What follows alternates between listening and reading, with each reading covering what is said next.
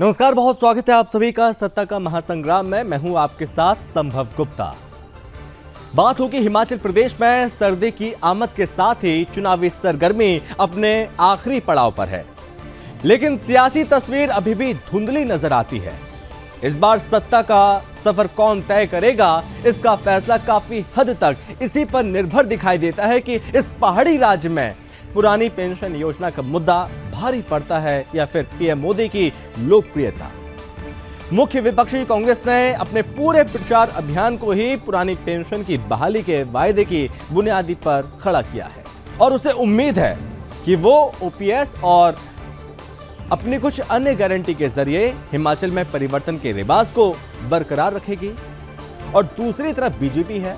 BJP Modi की लोकप्रियता, राष्ट्रवाद, हिंदुत्व और डबल इंजन की सरकार की बदौलत हर 5 साल पर परिवर्तन होने के रिवाज को तोड़ने की कोशिश में है। इसी पर करेंगे चर्चा, लेकिन उससे पहले आपको एक रिपोर्ट दिखाते हैं।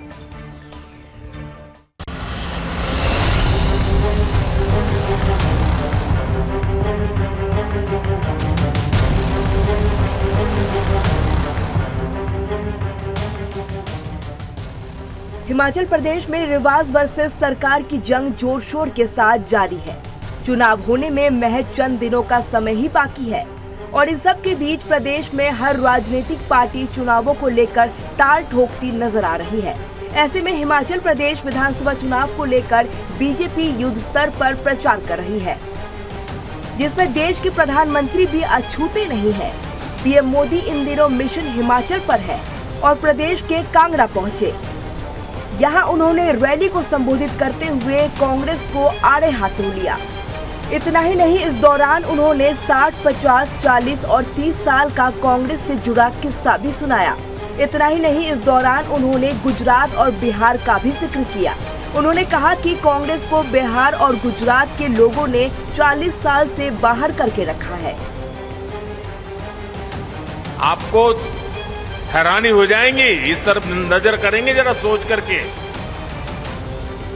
कांग्रेस का इतिहास क्या है और लोगों का कांग्रेस के प्रति गुस्सा कितना है। एक बार सरकार से गई तो फिर उसका वापस लौटना ही मुश्किल होता है। अब देखिए तमिलनाडु में वहां के लोगों ने करीब 60 साल पहले वहां से कांग्रेस को निकाला,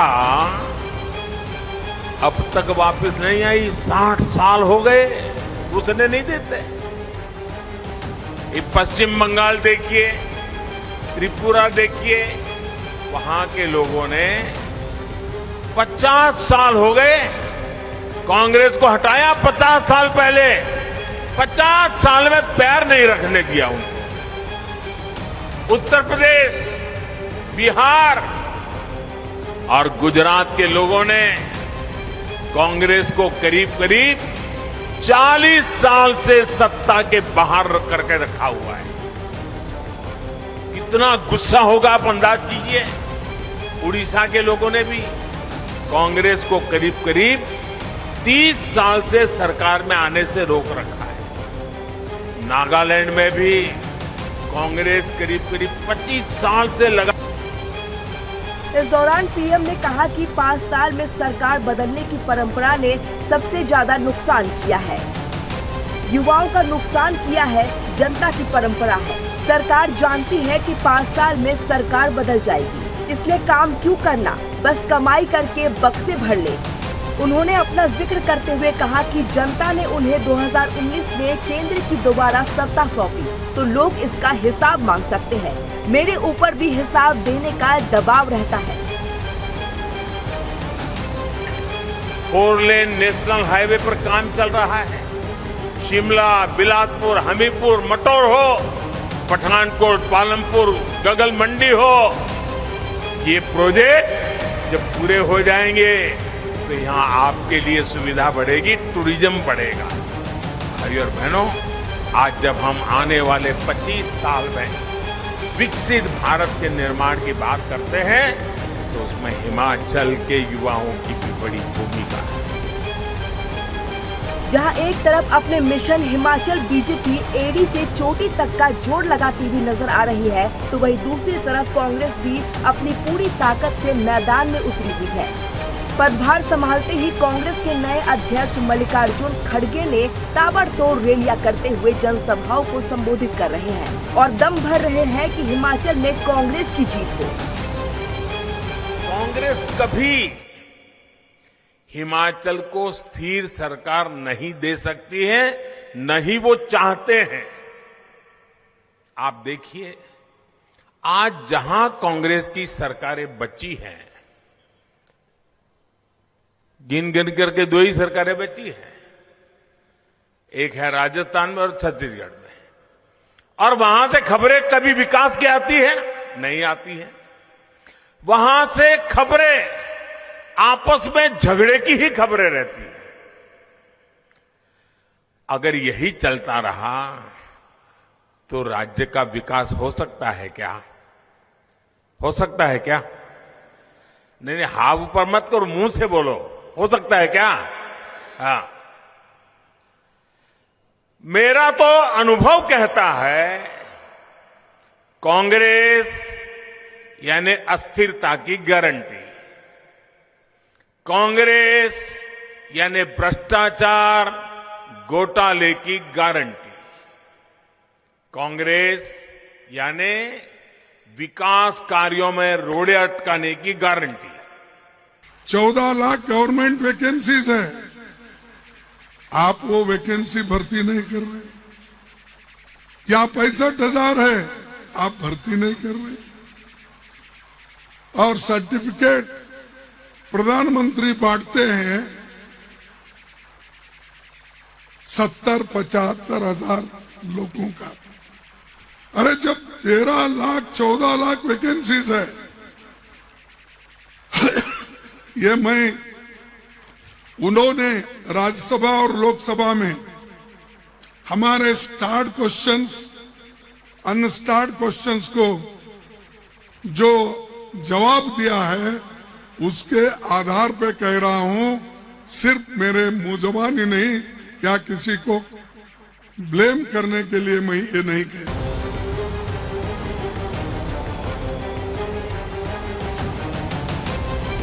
बहरहाल ये तो सत्ता का महासंग्राम है, चलता ही रहेगा। लेकिन इन सब के बीच जो सवाल उठ रहा है वो ये है कि आखिर किसके सिर पर हिम का ताज, आखिर कौन बनेगा पहाड़ों का नेता।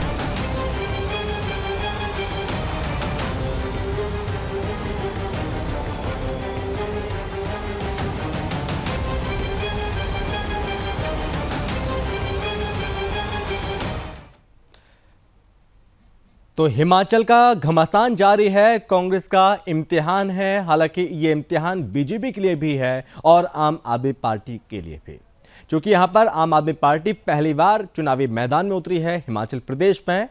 और किसके सिर हिमाचल का ताज सजेगा ये 8 दिसंबर को क्लियर हो जाएगा। लेकिन 12 तारीख को जो कि मतगणना होगी, मतदान यहां पर होगा, और 8 तारीख को मतगणना होगी। महासंग्राम जारी है हिमाचल में। विजय की तैयारी में बीजेपी, कांग्रेस, आम आदमी तीनों ही दल लगे हुए हैं। लेकिन जिस तरह से यहां पर आपको बता दें कि आम आदमी पार्टी जो शुरुआत में जो कि दमखम के साथ मैदान में उतरी थी और चुनाव आते आते वो ढीली पड़ गई, उसके बाद यहाँ पर बड़े बड़े नेता यहाँ से यहाँ पर पहुंचे नहीं हैं, और जो चुनावी सभाएं पहले हो चुकी हैं उसके बाद कोई बड़ी सभा आम आदमी पार्टी की ओर से नहीं हुई। लेकिन इसी के साथ कांग्रेस के कई बड़े नेता लगातार हिमाचल पहुंच रहे हैं, राहुल गांधी को छोड़कर। प्रियंका गांधी भी पहुंची, कांग्रेस के नए वर्तमान अध्यक्ष मल्लिकार्जुन खड़गे भी पहुंचे, चुनावी जनसभा को संबोधित भी किया। बीजेपी ने अपने पूरे स्टार प्रचारकों की फौज खड़ी कर दी। बड़े से बड़े नेता लगातार रैलियां कर रहे हैं, जनसभाएं कर रहे हैं। इससे पहले मुख्यमंत्री योगी आदित्यनाथ भी लगातार जनसभाओं को संबोधित कर चुके हैं। एक बार फिर से प्रधानमंत्री नरेंद्र मोदी जो कि हिमाचल की धरती पर हैं, आज उन्होंने एक बार फिर से चुनावी हुंकार भरे और पिछली सरकारों पर लगातार कटाक्ष किया और बताया कि डबल इंजन की सरकार ने किस तरह से काम किए हैं विकास के, और एक बार फिर से सरकार बनती है तो विकास के काम लगातार होते रहेंगे। तो हिमाचल में बीजेपी के वायदे क्या है, हम आपको वो भी बताते हैं। यूनिफॉर्म सिविल कोड का वायदा किया है यहाँ पर भारतीय जनता पार्टी ने, 8 लाख नौकरियां, ये बात कही है अपने संकल्प पत्र में। अन्नदाता निधि में 3000, हर गांव तक पक्की सड़क बनेगी, धर्मस्थलों पर बेहतर इंफ्रास्ट्रक्चर होगा, 5 नए मेडिकल कॉलेज होंगे, स्टार्टअप के लिए 900 करोड़ का फंड होगा, सैनिकों के परिवारों को ज्यादा मदद होगी, वक्त प्रॉपर्टी का सर्वे होगा, सेब पर जीएसटी के एक हिस्से का भुगतान होगा, सरकारी कर्मियों के हितों की योजनाएं भी हैं। ये तमाम वायदे किए हैं भारतीय जनता पार्टी ने। और इसी के साथ यहाँ पर कांग्रेस पार्टी ने भी अपने संकल्प पत्र में कई वायदे किए हैं। और लेकिन इस बीच यहाँ पर सबसे बड़ा वादा जो गारंटी यहाँ पर है, अगर सत्ता में कांग्रेस पार्टी आती है तो यहाँ पर ओपीएस यानी कि ओल्ड पेंशन स्कीम जिसे बहाल किया जाएगा और जिसकी वजह से लाखों कर्मचारियों को फायदा होगा।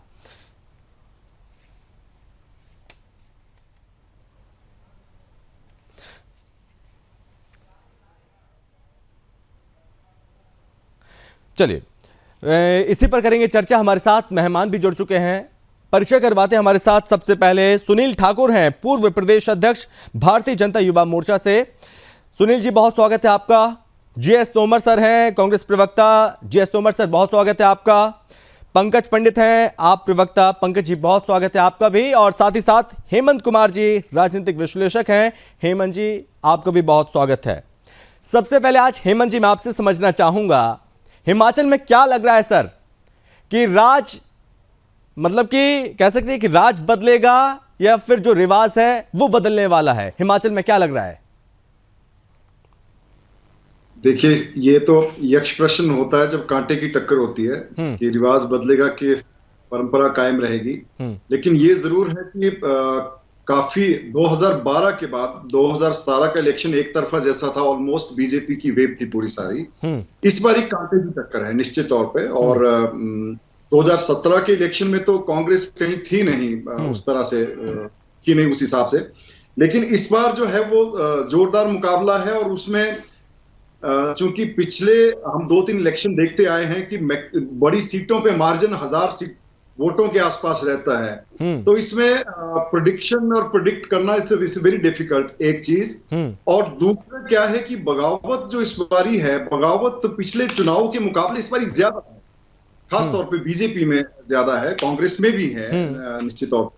तो वो चीजें कहां जाएगी क्योंकि बगावत एक मसला रहा है हिमाचल प्रदेश में। मैं पहले भी आपके चैनल पे कहता रहता हूं कि बगावत यहाँ पे रही है, मुद्दे यहाँ कभी नहीं होते हैं, तो फिर चुनाव में सरकारें बनती बिगड़ती नहीं है कभी भी।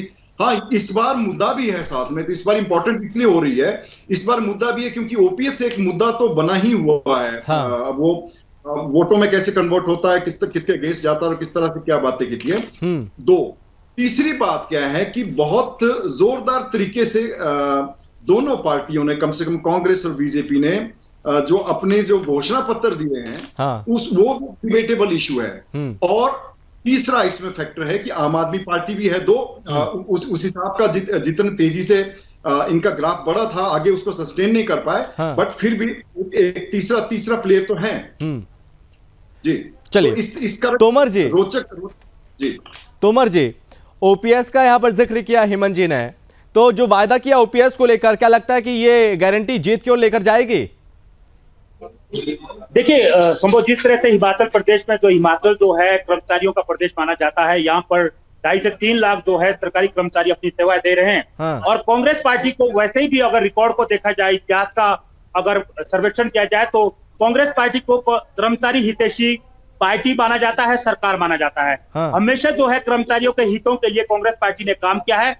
वही बात जो है आज वर्तमान स्तर पर भी वही बात देखने को मिल रही है। मैं आपको एक बात बताना चाहता हूं, हिमाचल प्रदेश के मुख्यमंत्री जयराम ठाकुर ने विधानसभा में खड़े होकर यह बोल दिया था कि अगर कर्मचारियों को पेंशन की इतनी जरूरत है, पेंशन की इतनी पसंद है, तो आप भी चुनाव मैदान में उतर जाइए और आप इलेक्शन जीत जाइए तो आपको भी पेंशन लगती है। तो इसका मतलब होता है कि भारतीय जनता पार्टी की जो नीति है वो कर्मचारी विरोधी है।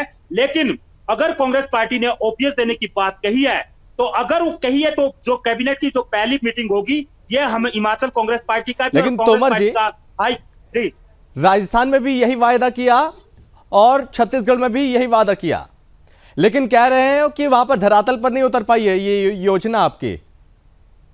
देखिए, छत्तीसगढ़ के मुख्यमंत्री बघेल साहब शिमला आए थे, राजस्थान के मुख्यमंत्री भी गहलोत साहब शिमला आए थे। उन्होंने कहा कि हमने जो है केंद्र सरकार को भी एक लेटर लिखा था कि आप का जो शेयर बनता है ओपीएस को लेकर वो हमें प्रोवाइड कीजिए जो स्टेट को दिया जाता है। लेकिन केंद्र सरकार ने तो हाथ खड़े कर दिया है। इसका मतलब ये कर्मचारियों को ओपीएस नहीं देना चाहती। यानी कि यहाँ पर भी यही भरोसे पे ले लो, वोट ले लो, उसके बाद ये शिगुफा छोड़ दो कि केंद्र नहीं थी इसलिए हम लागू नहीं कर पाए।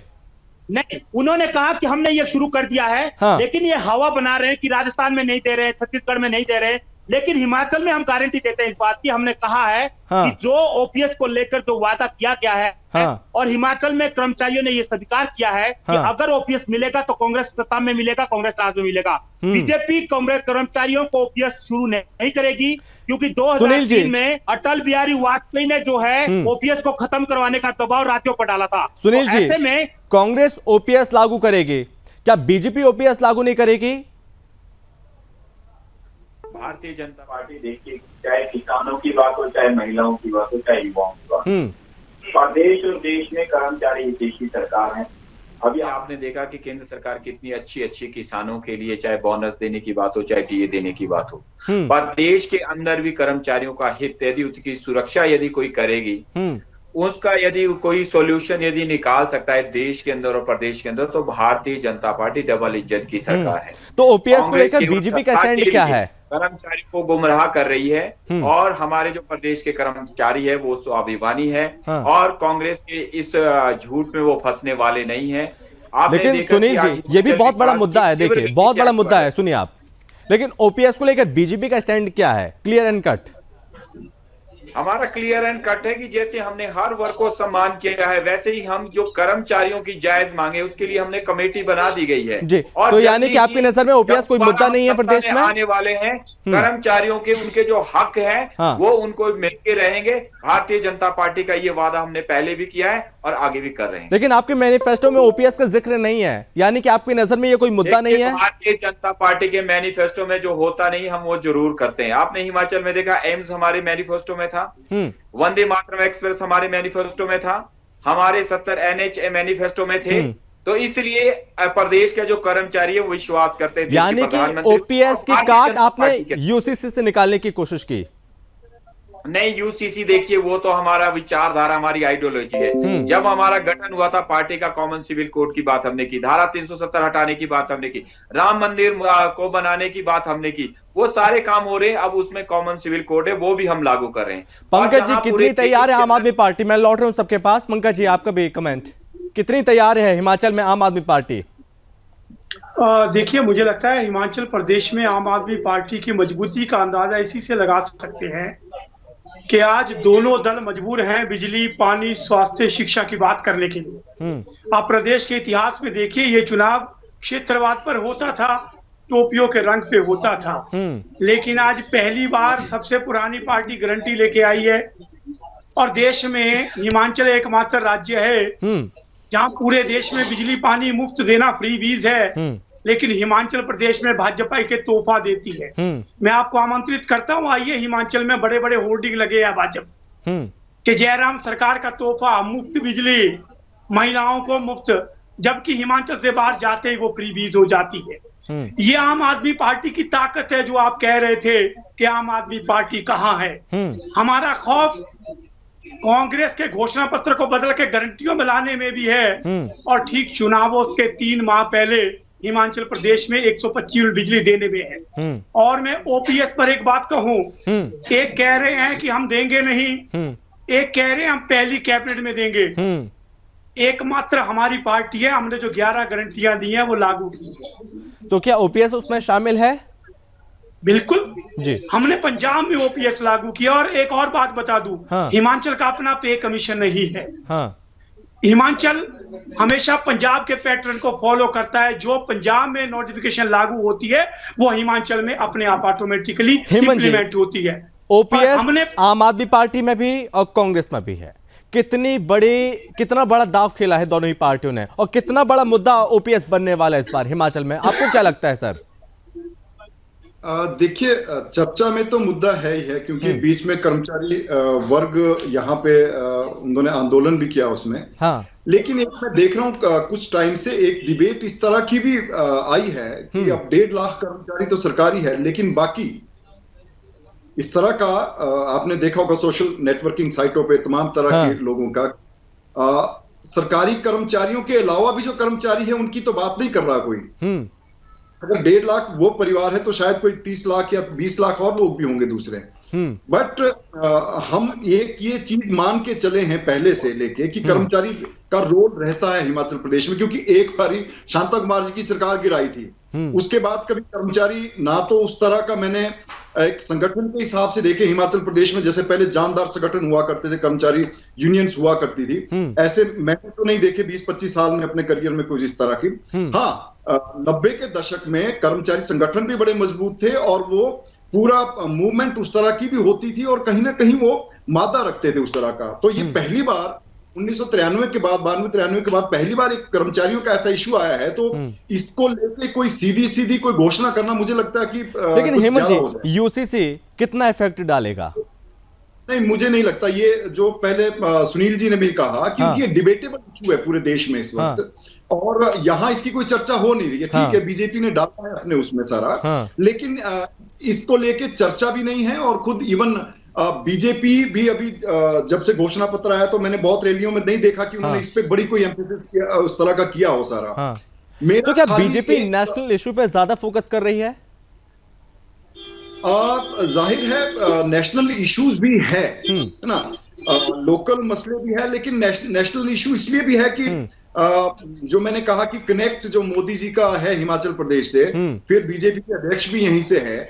लेकिन मेरा एक as a journalist, as a पत्रकार, एक और सवाल जो मैं तमाम पार्टियों से पूछा, पहले भी और चैनलों पे भी पूछता रहता हूं सारा, इतनी सारी हम घोषणाएं कर रहे हैं, इतनी सारी चीजें हम दे रहे हैं, ये भी मुफ्त ले लो, आम आदमी पार्टी मुफ्त दे रही है, कहां से आएगा, बीजेपी वाले मुफ्त दे रहे हैं, वो पैसा कहां से आएगा?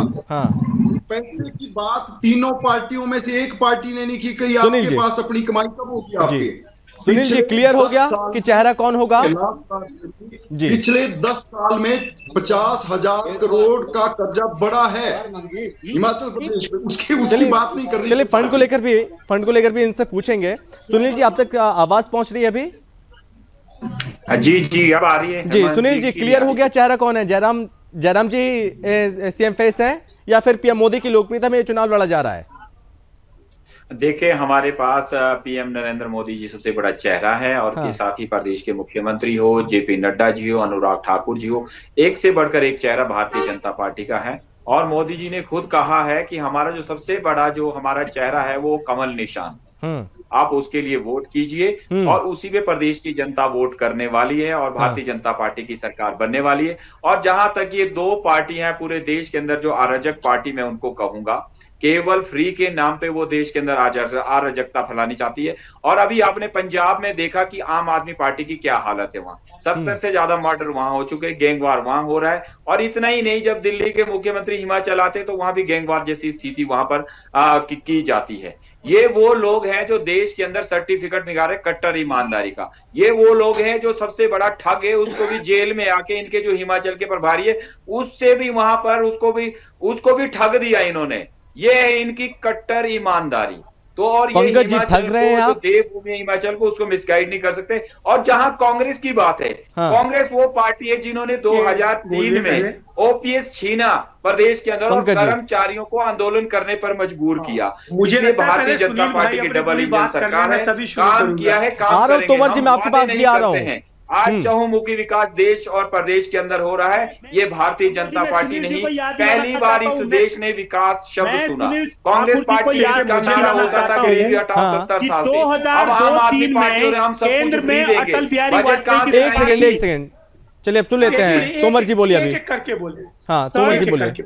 शंभू जी, सुनील ठाकुर को ये याद दिला दीजिए कि 2002-03 में केंद्र में अटल बिहारी वाजपेयी की एनडीए सरकार काम कर रही थी, जब देश के सभी राज्यों पर यह दबाव डाला गया कि आपको ओपीएस खत्म करना है, बंद करना है। उस समय जो है केंद्र में भाजपा की सरकार थी। दूसरी बात, जो अगर ये अभी ओपीएस को लेकर खुलने की बात करते हैं कि हम ओपीएस देंगे हिमाचल में, तो इनके जो 18 राज्यों में अभी बीजेपी की सरकारें काम कर रही है संभव भाई, तो वहां पर ये किस तरह से ये संभव हो पाएगा? ये इस उधेड़ बुन में है और इनकी मजबूरी है कि ये ओपीएस को लेकर कोई भी बात नहीं कर पा रही है। जहां तक इन्होंने बात की कि हिमाचल में जो है पीएम मोदी, अमित शाह, अनुराग ठाकुर, जेपी नड्डा तैरे चलेंगे, ये क्लियर समझ लीजिए इस बात को कि हिमाचल में जो 5 साल तक जो जयराम सरकार रही, उनको वो सभी क्षेत्रों में पूरी तरह से विफल रही है। प्रदेश की जनता ने उनको नकार दिया है। ऐसे में भाजपा के हाईकमान को ये लग चुका है कि हिमाचल के सत्ता के आधार पर हम रिपीट नहीं। पंकज जी बोलिए अब। देखिए, मैं दो सारी जिम्मेदारी अपने कंधों पे ले लिया है। बात कहना चाहूंगा। पहली आप कह रहे थे आम आदमी पार्टी कहाँ है, आपने सुनील भाई के चेहरे से सुन लिया। जितना खौफ इन्हें हमारा और जितना समय इन्होंने हमें दिया, उससे पता लग रहा है हमारी दखल कितनी है। और हम पंजाब में और दिल्ली में जो ऐतिहासिक जीत दे चुके हैं, उसके बाद कोई सफाई देना नहीं बनती। ओपीएस पर ये दोनों गुनाहगार हैं। हाँ। माननीय अटल जी ने लागू की, हाँ। वीरभद्र जी ने 103 करोड़ रुपए की इंसेंटिव लिया है पेंशन बंद करने के लिए। हाँ। चाकू तो भाजपा का था, लेकिन कर्मचारियों के भविष्य पर इन्होंने, कांग्रेस वालों ने उसके सीने पे खोंबा। ये दोनों जवाब दे हैं बंद करने के लिए, चाहे कांग्रेस हो चाहे भाजपा हो। कांग्रेस के हैं जब आ रहा हूं तोमर जी आ रहा हूं आपके पास। सुनील जी बोलिए अभी। ये ऐसी पार्टी है जो हिमाचल प्रदेश के अंदर सत्ता में अपना खाता नहीं खोलेगी, और जहां कांग्रेस है वो भी काफी पिछड़ रही है इस चुनाव के अंदर, और भारतीय जनता पार्टी की सरकार बनने वाली है। या कितने झूठे वादे कर ले, चाहे युवाओं का सम्मान यदि किसी ने लिया, डबल इंजन सारे औद्योगिक पैकेज हम लाते हैं। अभी हमने यहाँ पर ड्रग पार्क हमने उन्ना के अंदर, हरोली के अंदर लाया, जिसमें 30,000 से ज्यादा युवाओं को रोका। और हमने अपने विजन डॉक्यूमेंट से हमने बात की कि 9 लाख युवाओं को हम रोजगार और स्वरोजगार के माध्यम से हम उनको सशक्त बनाएंगे। क्या कांग्रेस ने किया? कांग्रेस बात करते हैं सुनील जी देखिए, अब मंच से आपके नेता कहते हैं, सुनील जी सुन लीजिए, आपके ही नेता सुनील जी कहते हैं मंच से कि हिमाचल को भ्रष्टाचार मुक्त बनाना है, महिलाओं की सुरक्षा पहली प्राथमिकता है। तो बीते 5 साल सरकार ने क्या किया? एक और सवाल मेरा जोड़ दीजिए इनके सुनील जी से, बीच में अच्छा लगता है इंटरप्ट करना, कि मोदी नजर आ रहे हैं, योगी नजर आ रहे हैं, शाह नजर आ रहे हैं। 5 साल जिन्होंने सरकार की चलाई, वो जयराम कहाँ छुपा रहे हैं? सुनील जी बोलिए, क्यों आप छुपा रहे हैं? जी देखो, प्रदेश के अंदर हिम केयर योजना लेकर हम आए, गुड़िया हेल्पलाइन लेकर हम आए। प्रदेश के अंदर कोई भी महिलाओं के साथ अत्याचार नहीं है। यही कांग्रेस है जो गुड़िया जैसे हत्याकांड होते हैं और देवभूमि को पूरे देश के अंदर बदनाम किया जाता है।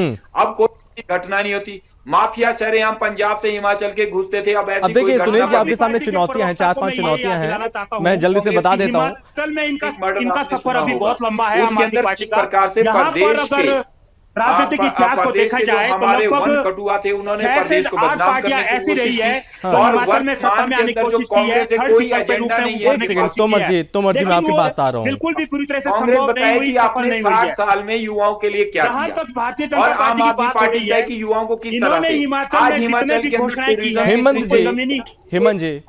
हेमंत जी आप मुझे समझाइए और आप मुझे बताइए, क्योंकि आपके पास ज्यादा अनुभव है इस चीज को, आपने बहुत ज्यादा देखा है और समझा इस चीज को। बीजेपी के सामने चुनौतियां क्या है? क्या पहली चुनौती है पुरानी पेंशन योजना, पुरानी पेंशन स्कीम को बहाल करना, नहीं कर पा रही है वो पहली चुनौती। सीएम से ज्यादा पीएम की लोकप्रियता वहां पर होना, पेपर लीक मामला, बेरोजगारी, महंगाई, किसानों की समस्याएं, ये प्रमुख चुनौतियां हैं बीजेपी की प्रदेश में। देखिए कुछ चुनौतियां तो सामान्य चुनौतियां गिनाई आपने, हर सरकारों में होती है। आप गिनाइए और क्या क्या चुनौतियां आप गिनाइए मुझे। लेकिन मुझे लगता है कि बीजेपी के सामने जो चुनौती है वो बगावत है, जो बगावत बहुत सीटों पे हुई है। हाँ। उससे बीजेपी ने इंटरनली कितना उस पर काबू कर लिया होगा मैं कह नहीं सकता उसको। हाँ। लेकिन ओपीएस से भी बड़ी चुनौती मुझे बगावत लगती है बीजेपी के पास। सभी बगावत तो मुझे लगता है तीनों ही पार्टियों में सर, कांग्रेस में भी, आम आदमी पार्टी, बीजेपी में भी नहीं। जितनी ज्यादा सीटों पे है वो मैटर करता है थोड़ा सा। तकरीबन 20 सीटों में 24, लेकिन 24 सीटों सत्ताधारी पार्टी में देखिए, कोई भी सत्ताधारी पार्टी हो, बीजेपी हो, कांग्रेस हो, एंटी इनकम्बेंसी बन ही जाता है उनके खिलाफ, चाहे वो कांग्रेस है, बीजेपी, व्हाटएवर जो भी है। हाँ। एक लेकिन उसके बावजूद अगर आपके बागी ज्यादा तादाद में है या 20-22 सीटों पे आपको बगावत झेलनी पड़ रही है। हाँ। वो कहीं ना कहीं आपके इशू तो है जी, और मुझे लगता है ओपीएस से ज्यादा इशू है, बड़ा इशू है। किस ऐसे हैंडल कैसे करेंगे सुनील जी? बगावत को कैसे संभालेंगे? साथ में एंटी इनकम्बेंसी का भी जिक्र किया जा रहा है। सुनील जी, कोई एंटी इनकम्बेंसी प्रदेश के अंदर नहीं है। जो ऐतिहासिक विकास 2 साल कोरोना के होने के बावजूद भी आज हिमाचल के अंदर ऐतिहासिक विकास हमने किया है। हमने हिम केयर जैसी और आयुष्मान भारत जैसी योजना लागू प्रदेश के अंदर की। पहले ये नहीं था। आज 5 मेडिकल कॉलेज है, एम्स है, हमारे पास पीजीआई सेंटर है, हाइड्रो इंजीनियरिंग कॉलेज खोल रहे हैं जो आप कर चुके, लेकिन बगावत भी तो हो रही है पार्टी में, बगावत हो चुकी है। स्वीकार करते हैं, बगावत हो रही है उसमें स्वीकार करते हैं, परंतु उसके भारतीय जनता पार्टी को इसका बहुत ज्यादा इफेक्ट पड़ेगा। कितनी सीटों पर बगावत हो रही है आप ये भी बता दीजिए मुझे। 20 है, 20 से ज्यादा है? लगभग 1.5 दर्जन से ज्यादा लोग हैं, 1 दर्जन सीटें हैं, 20 से ज्यादा नहीं है। कुछ 8-10 सीटों पर बगावत हो रही है। तो कैसे मिलके बैठ के बातचीत करके उसका सोल्यूशन निकालेंगे, क्या करेंगे?